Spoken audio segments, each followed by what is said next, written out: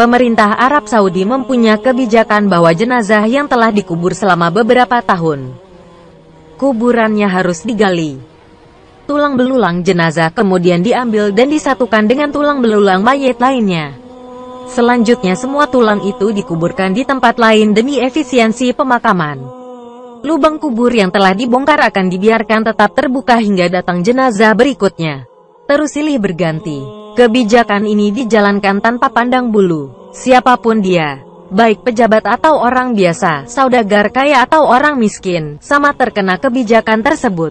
Inilah yang juga menimpa makam Syekh Nawawi Al-Bantani, tahun 1813 sampai tahun 1898.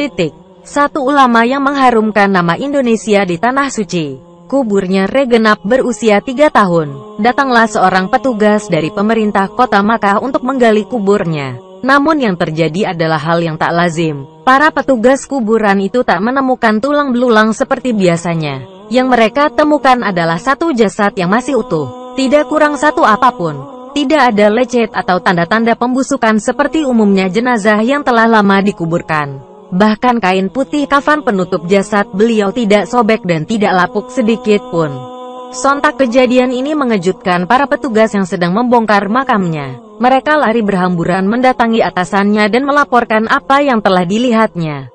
Setelah diteliti, sang atasan kemudian menyadari bahwa makam yang digali itu bukan makam orang sembarangan. Langkah bijak lalu diambil. Pemerintah Arab Saudi melarang membongkar makam Syekh Nawawi Al-Bantani.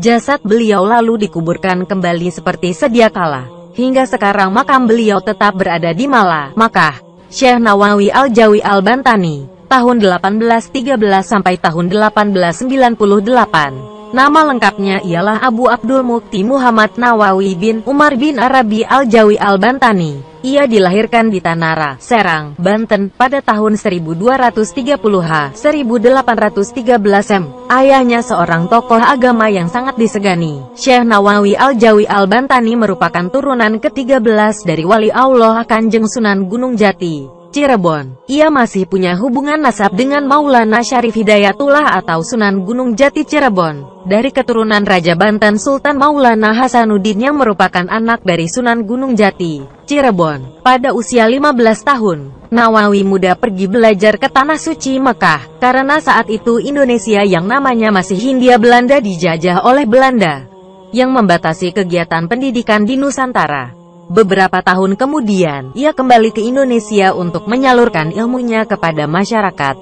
Tak lama ia mengajar, hanya 3 tahun, karena kondisi Nusantara masih sama, di bawah penjajahan oleh Belanda, yang membuat ia tidak bebas bergiat. Ia pun kembali ke Makkah dan mengamalkan ilmunya di sana, terutama kepada orang Indonesia yang belajar di sana. Banyak sumber menyatakan Syekh Nawawi wafat di Makkah dan dimakamkan di Malah pada tahun 1314 H, 1897 M. Namun menurut Al-A'lam dan Mu'jam Mu'allim, dua kitab yang membahas tokoh dan guru yang berpengaruh di dunia Islam, ia wafat pada 1316 H, 1898 M. Syekh Nawawi Al-Bantani adalah satu dari 3 ulama Indonesia yang mengajar di Masjid Al-Haram di Makkah Al-Mukarramah pada abad ke-19 dan awal abad ke-20.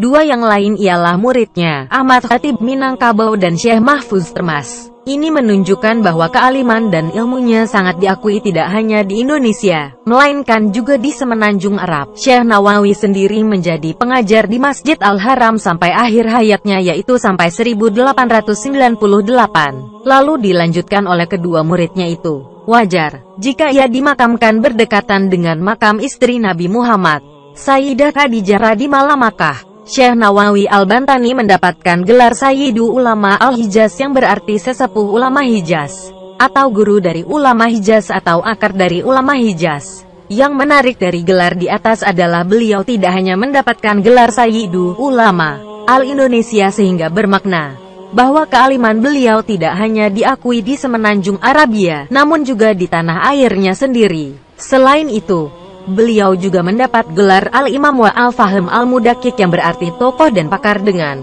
pemahaman yang sangat mendalam.